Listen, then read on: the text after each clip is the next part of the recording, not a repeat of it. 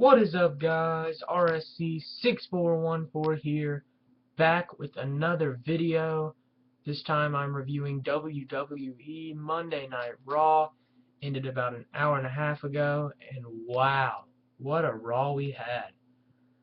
Maybe the last hour wasn't as eventful as the first 2 hours, but we start off with John Cena coming out to the ring to start off the show, talking about his World Heavyweight Championship win over Alberto Del Rio at Hell in a Cell last night. Same typical Cena stuff, kind of talks about how he overcame everything and the odds and all that, and came back in 2 months and won the title, and how JBL and proved all the haters wrong, and the doctors didn't think he'd come back, and he did, and he overcame, and all that crap that he always says. And then basically what happens is Damien Sandow comes out with the briefcase. You're thinking he's not going to cash in. He's just coming out to talk some smack to Cena, maybe tell him, beware, I'm cashing in sooner than later. He comes out there, tells Cena that you're not fooling me. I think you're still hurt. Your tricep, I don't think you're fully 100%. You may have fooled the doctors and everybody else, but you haven't fooled me. Cena just says, just responds with a bunch of stuff, talking about he's not scared of him, etc., etc., same stuff. And then Sandow says, all right, acts like he's walking out of the ring, kicks Cena in the gut, smacks Cena with his Money in the Bank briefcase, just starts nailing Cena, smacking him with his Money in the Bank briefcase. Cena goes out of the ring. He's on the ground. Sandow uses he starts working on his tricep that he hurt. He throws Cena, Irish whips him right with his tricep, slams right into the steel steps. Then he does another Irish whip right into the barricade. Cena's tricep nails that. He does a little submission maneuver on the almost like a arm breaker, kind of like Del Rio, while Cena's tied his arms around the ring post, just slamming Cena, just throwing him all over the ring, basically working on his tricep. Throws him in the ring, gets a ref out here. He says, I'm cashing in, I'm cashing in. And they go, Damien Sandow's cashing in the Money in the Bank briefcase. I'm like, oh my God, this is nuts. Yes, please win, Sandow. Save me the pain from having Cena as a champion. Please save me from this agony. That was my reaction, of course, being that I'm a Del Rio fan. Then we go to a commercial break, and I'm thinking, oh God, we're going to have like one of those long Money in the Bank cash-in matches, not a short one. So this doesn't look good for Sandow because there's a possibility he'll lose. There's been rumors going around the internet for a while that Sandow was going to lose at first, and then he was going to win it, so I didn't exactly know which direction they were going in. It was back and forth action, by far the best match of the night. Just proved that Sandow should be pushed more and be in the main event scene. He hung with Cena throughout. Cena basically had one arm. He was selling it pretty well about the torn. I bet it hurt him anyway. It probably was some of both of him selling it and in pain at the same time. They were going back and forth. Sandow had some submission maneuvers a couple times on the tricep. He put him in a camel clutch, I think, one time. Cena went for the attitude adjustment various times, countered by Sandow. At one point, Sandow hits one of his old finishing maneuvers for a near fall. Then towards the end, you have Cena go for the attitude adjustment, or Cena locks in the STF at one point in the match. Sandow eventually gets out of that. Then you have Sandow hit the You're Welcome, formerly named as the Silencer, his finishing maneuver on Cena. And you're thinking maybe this is it. 1, 2, Cena kicks out, and you're like, oh God, this is not looking good. Damien Sandow goes for another move later on in the match. Cena counters, AAs him. 1, 2, 3, and John Cena remains your World Heavyweight Champion via attitude adjustment with one arm. I mean, my goodness. What was the point of even Sandow winning the briefcase if you're just going to bury him and let him lose it? I've never understood really why people lose it. It's one thing if you're like Cena when he did the Raw 1000 and it's like, I'm just going to cash in on this date 2 weeks ahead of time and give Punk to prepare. But this was just spontaneous cash in like usual. They booked Sandow to lose, and Sandow just proves that he should be in the main event scene. So bravo to Sandow and Cena for putting on a good match. I really liked this match. But Cena retains the World Heavyweight Champion. Super Cena. WWE always booking him that way. Super Cena overcomes everything. Whoop-de-doo. Whatever. I'm not going to just complain about everything for the next 3 minutes. I could, but I'm not. So Cena remains the World Heavyweight Champion in a great match, I thought. Pretty good stuff there from both guys. Next thing we have is Big E Langston versus Dean Ambrose U.S. title match, a rematch from the night before. This match was really short-lived. You had like 2 minutes. Big E Langston was just back and forth for like the first minute and a half.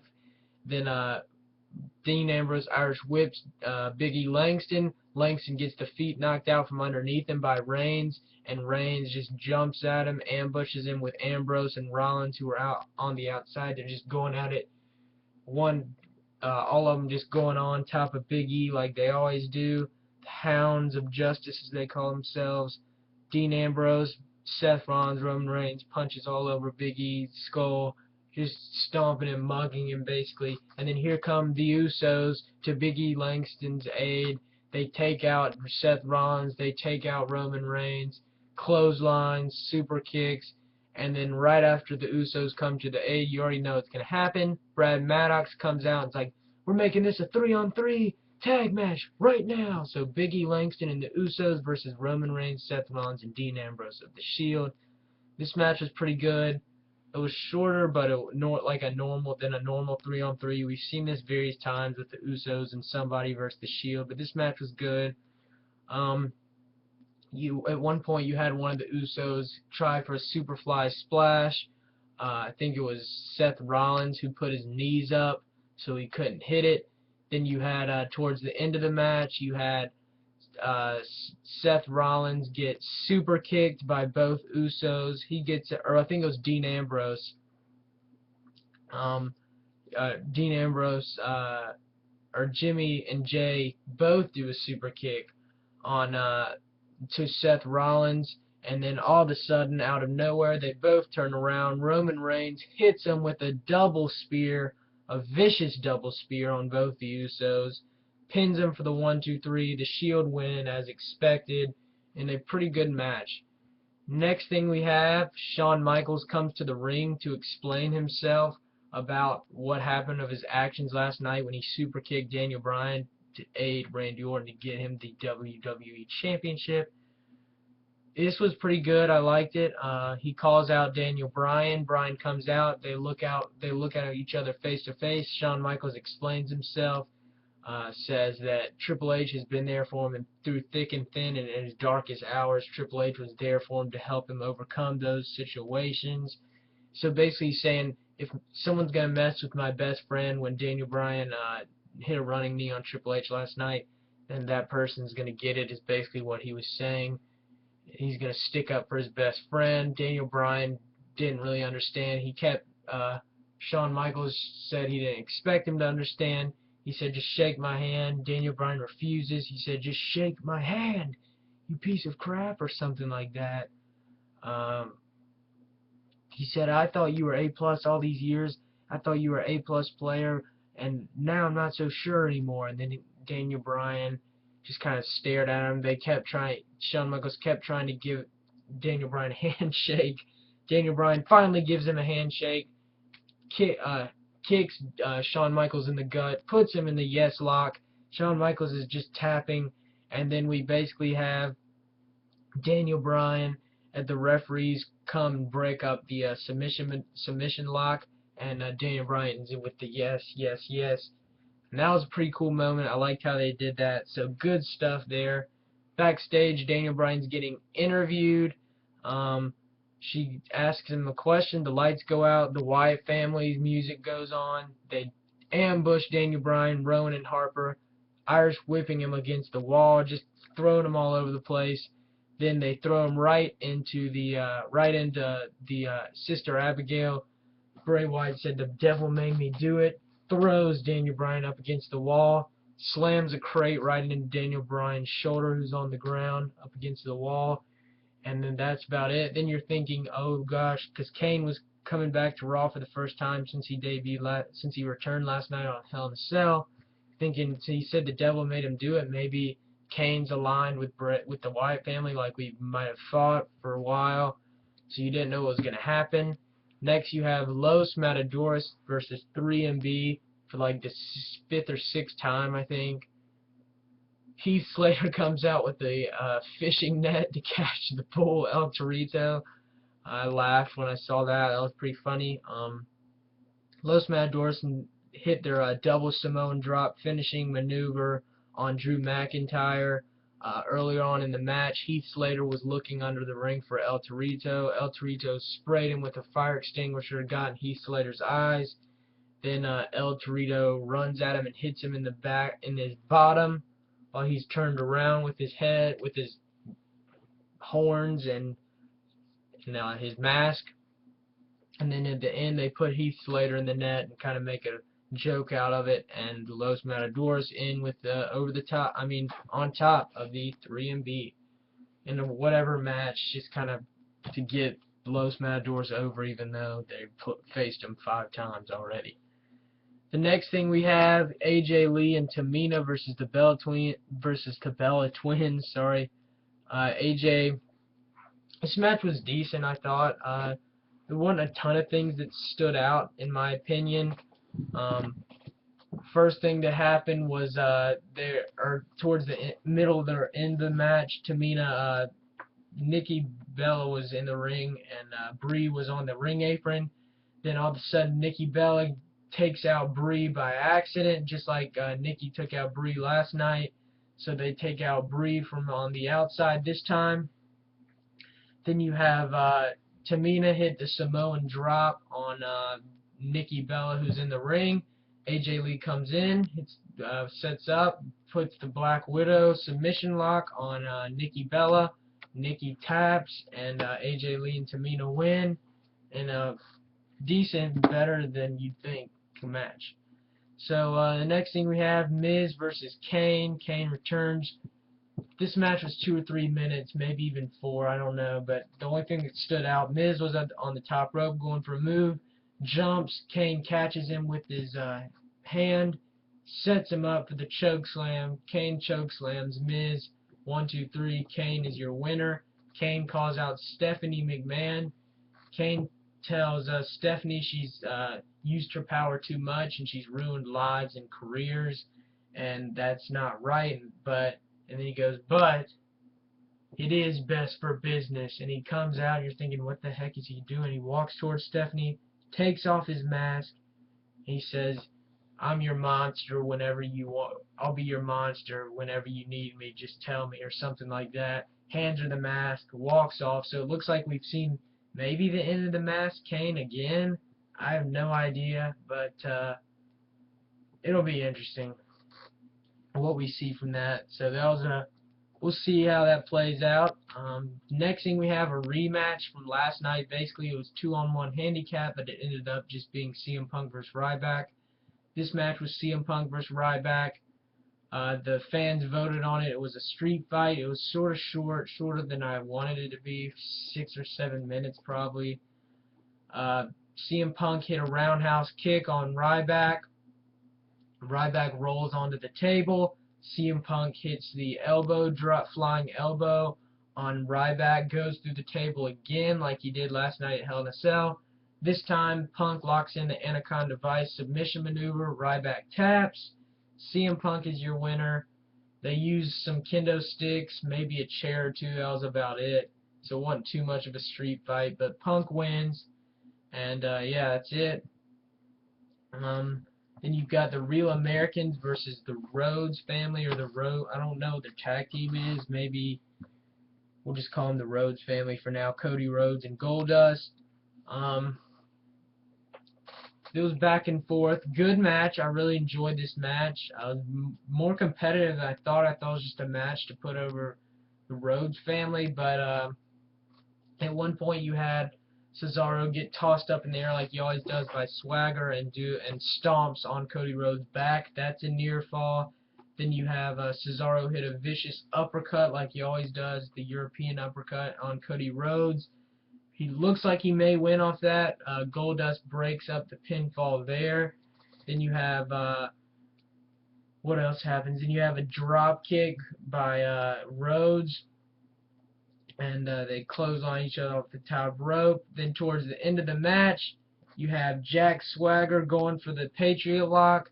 Cody Rhodes hits a disaster kick to Cesaro before that, takes out Cesaro. Then crossbody by Goldust onto Swagger. That's for a near fall. Or no, that wasn't a near fall. Then when Goldust hit the crossbody on Jack Swagger, he rolled it through for the Patriot Lock, ankle lock, aka the ankle lock like I just said. Goldust counters that, but then Jack Swagger locks it in again, and Goldust has to tap to the Patriot Lock. So it looks like the Real Americans are finally getting the push they deserve. So I'm glad. It looks like they'll be in tag title contention. That'd be a cool match to see at Survivor Series, Goldust and Cody Rhodes versus the Real Americans of Swagger and Cesaro. So it'll be interesting to see what happened. I thought this was a really good match myself. Next thing we have Alberto Del Rio come out with the Mexican flag. He speaks in some Spanish for most of the time. He just says, last night at Hell in a Cell, John Cena the Thief stole my title belt. I will get it back, and I'll, with my title clause, rematch clause, I mean. And, yeah, like he said, then that was basically it. He says the world title belongs to him, but we already know that, and that was about it. Next thing we have is Natalya versus Summer Rae. Last night their match was not very good, mixed tag. While they were in the ring, it was alright. I'd say it was just probably better than when Fandango and Khali were in the ring. But Khali and Fandango, Hornswoggle and Khali accompanied Natalya to the ring like they always do, and Fandango accompanied Summer Rae. So we're finally seeing Summer Rae in the ring in WWE. She's been wrestling in NXT for the past probably a year now. She's looked pretty good, so finally they're putting her in the ring in singles action. This was a decent match, you know. I didn't think it was terrible. They were just back and forth. Good. They work all right together for the first time. I don't know if they they wrestled last night, but then they looked all right. So they were back and forth.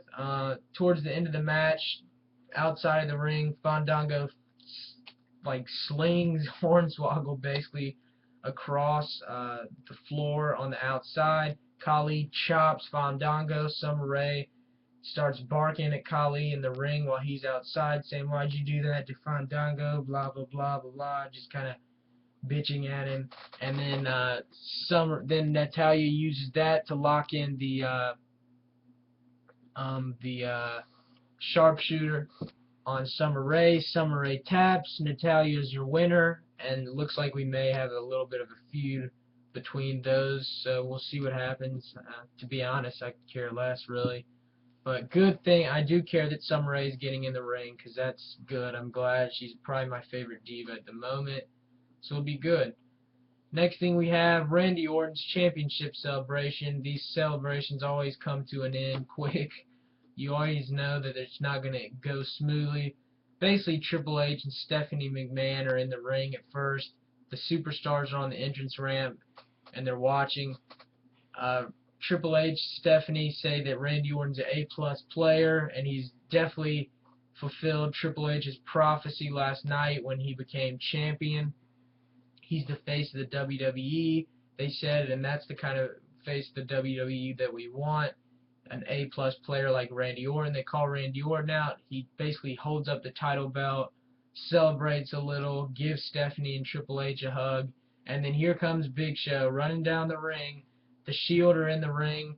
He fights the Shield off with the help of the Usos and Cody Rhodes and Goldust, who come running down the ramp, take out the Shield with him. Big Show's in the ring. Randy Orton, Triple H, Stephanie McMahon evacuate out of the ring. Randy Orton ambushes Big Show from behind while he's talking to Triple H and Stephanie with the title belt. He waits for Big Show to get up. He runs at him with the title. Big Show, big KO punch to Randy Orton. Randy Orton falls face down, knocked out on the mat. Triple H gets on the ring apron, starts talking to Big Show. Big Show tells him to come in. He takes off his coat, throws it down, takes off his tie, throws that down, gets off the ring apron. Stephanie McMahon convinces him out of doing it, and we end the show with Show's music playing with Show on top. So it'll be interesting to see. Big Show keeps coming in the ring, keeps interfering, keeps crashing the shows and all kinds of segments with Stephanie McMahon, Triple H, and to be honest, I'm enjoying it a lot. So it should be interesting to see where they go with this. Maybe a match at Survivor Series. Maybe Big Show gets signed again. Who knows? But yeah, so good Raw. Overall grade I give Raw tonight is a 6.5 out of 10. Good show. Good Raw. Sandow comes up just short, unfortunately. But heck, what are you going to do? So yeah, 6.5 out of 10. Hope you enjoyed my video. Check out my other videos and subscribe. Thanks, guys.